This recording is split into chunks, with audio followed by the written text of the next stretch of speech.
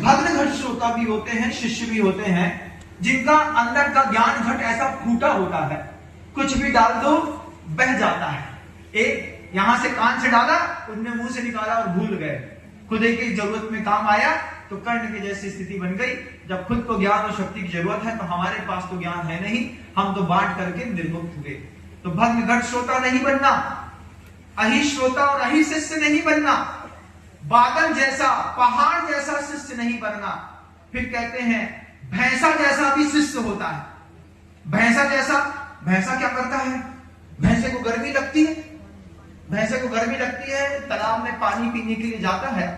तालाब में पानी पीने जैसे तालाब देखेगा, पहले से 10 कदम दूर से दौड़ता दौड़ता जाएगा, तालाब को पूरा कीचड़ में मचा देगा, मचा करके ऐसा लोर करके, भैंसा भैंसिया देख लीजिएगा कभी, पूरा कीचड़ वाला तालाब मचा देते हैं, ऐसा पड़े रहते हैं उसके ऊपर। क्या किया?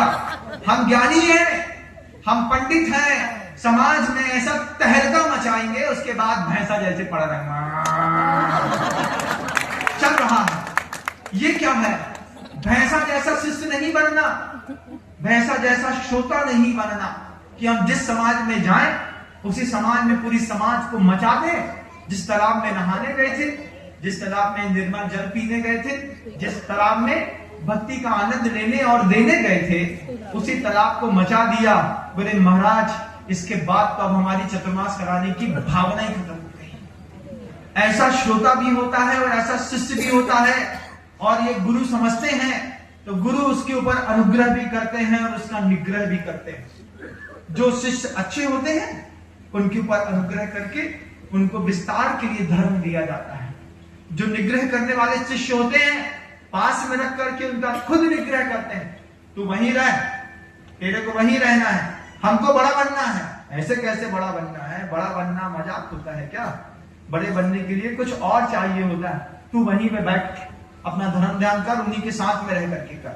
ये क्या है? भैंसे जैसा श्रोता और शिष्य अगर मिल जाए।